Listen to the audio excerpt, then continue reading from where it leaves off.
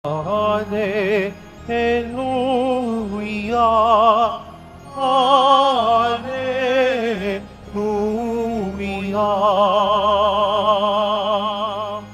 Pagdating ng Espiritu, itataguyod niya kayo sa tanang itinuro ko. Alleluia, Alleluia,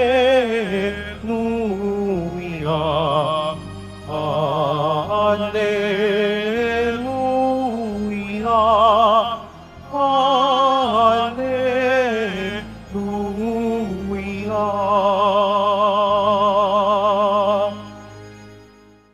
Sumainyo ang Panginoon. At sumaiyo rin. Ang mabuting balita ng Panginoon ayon kay San Mateo. Papuri sa iyo, Panginoon. Noong panahong iyon, sinabi ni Jesus sa kanyang mga apostol, "Ngayon sinusugo ko kayo na parang mga tupa sa gitna ng mga asong gubat. Maging matalino kayo gaya ng mga ahas at matapat gaya ng mga kalapati. Mag-ingat kayo sapagkat may mga taong magkakanulo sa inyo sa mga hukuman at hahagupitin nila kayo sa mga sinagoga. Dahil sa akin, ihaharap kayo sa mga gobernador at mga hari at magpapatotoo kayo sa harapan nila at ng mga hentil. Kapag nililitis na kayo, huwag kayong mabalisa tungkol sa sasabihin ninyo, kung paano ninyo sasabihin. Pagdating ng oras, ito'y ipagkakaloob sa inyo. Sapagkat hindi kayo ang magsasalita, kundi ang Espiritu ng inyong Ama ang magsasalita sa pamamagitan ninyo. Ipagkakanulo ng kapatid ang kanyang kapatid upang ipapatay. Gayon din ang gagawin ng ama sa kanyang anak. Lalaban ng mga anak sa kanilang mga magulang at ipapapatay. Kapupuotan kayo ng lahat dahil sa akin. Ngunit ang manatiling tapat hanggang wakas ay siyang maliligtas. Kapag inuusig nila kayo sa isang bayan, tumakas kayo sa kasunod. Sinasabi ko sa inyo, hindi pa ninyo napupuntahan ang lahat ng bayan ng Israel, ay darating na ang anak ng tao. Ang mabuting balita ng Panginoon. Pinupuri ka namin, Panginoong Hesukristo. Magsiupo muna ang lahat. Welcome po sa Minor Basilica and National Shrine of Jesus Nazareno. Biyernes ngayon and Friday is Quiapo Day, araw ng ating pagdedebosyon sa mahal na poong Jesus Nazareno. Kaya bigyan natin siya ng papuri. Magandang umaga po sa inyong lahat. Mga kapatid, mula pa noong Lunes hanggang ngayon, 5 araw, narinig na natin kung paano tinawag, pinili ng ating Panginoon ang kanyang mga alagad, ang kanyang mga apostol na magmimisyon. At ngayon naririnig pa rin natin yung kanyang mga instruction at mga babala tungkol sa mangyayari sa kanyang mga apostol. Mahirap ba kung kayo tatanungin, mahirap ba talaga maging tagasunod ng ating Panginoon? Mahirap ba na maging Kristiyano? Kung kayo tatanungin, mahirap ba maging Kristiyano? Siguro depende kung paano mo bibigyan ng kahulugan ang salitang pagiging Kristiyano. Kung ibig sabihin ng pagiging Kristiyano ay ang pagsisimba tuwing linggo, malamang hindi mahirap. Kung ang pagiging Kristiyano ang ibig sabihin ay ang pagiging mabuting tao, Depende na naman kung anong ibig sabihin ng pagiging mabuting tao. Pero primarily speaking, ang pagiging Kristiyano ay ang pagsunod sa ating Panginoong Hesukristo. At ang pagsunod sa ating Panginoong Hesukristo ay ang pagsunod sa kanyang mga utos na sumasalamin sa utos ng simbahan. Ngayon, ang tanong doon, gaano natin sinusunod ang utos ng ating Panginoon?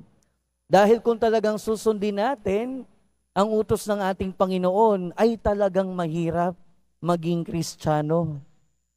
Talagang mahirap maging Kristiyano kung susundin natin ang ating Panginoon.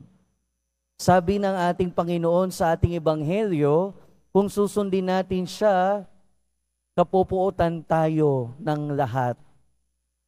Nararamdaman nyo ba to? Nararanasan nyo ba ito sa inyong buhay? Malamang sa ngayon, hindi. Malamang sa ngayon, siguro hindi masyado. Dahil kung minsan, may mga pagkakataon na imbis na sundin natin ng Diyos, gumagawa tayo ng sariling nating Diyos at yun yung sinusunod natin. May 5 araw na rin na sunod-sunod nating naririnig kung papaanong nagkakasala ang bayang Israel at sila ay pinapatawad pa rin. At sa ating pagbasa ngayon, nasa bandang huling bahagi na ng aklat ni Propeta Oseas. At sinasabi dito ng ating Panginoon, sa bandang unang bahagi ng ating unang pagbasa, ang pagbagsak mo ay bunga ng iyong kasamaan. Pero kalaunan, sinasabi ng ating Panginoon dito, patatawarin ko na ang aking bayan. Mamahalin ko sila ng walang katapusan, sapagkat mapapawi na ang aking galit. Kahit na madalas o kung minsan, gumagawa tayo ng sarili nating Diyos at iyon yung sinusunod natin. At ano ba yung mga ginagawa nating Diyos? Minsan, pera yung ginagawa nating Diyos at yun yung sinusunod natin. Minsan, kapangyarihan yung ginagawang Diyos at yun yung sinusunod. Minsan, yung mga layaw sa buhay ang sinusunod. Minsan, dala ng kahirapan, ang ginagawa nating Diyos ay yung kasamaan at kasalanan. At gumagawa tayo ng sarili nating Diyos dahil makasalanan tayo. Pero lagi nating tandaan, kahit makasalanan tayo, hindi lang tayo makasalanan. Tayo ay mga tinubos na makasalanan. Makasalanan tayo, pero tayo ay tinubos ng ating Panginoon. Makasalanan tayo, pero tayo o para sa atin, namatay ang ating Panginoon. Kaya kahit na makasalanan tayo, pinapatawad pa rin tayo ng ating Panginoon. At sa pagiging Kristiyano, unang-una, kung talagang tototohanin natin, kung talagang mamumuhay tayo bilang tunay na Kristiyano, ay talagang mahirap talaga. Sa ngayon, dito sa Pilipinas, ang pagiging Katoliko ay madali. Kaya nga laging puno ang Quiapo Church. Kaya nga wala naman tayo nagiging problema kapag tayo nagsisimba. Bukod siguro sa sikip ng simbahan at sa init ng araw sa mga nasa labas, walang ibang paghihirap.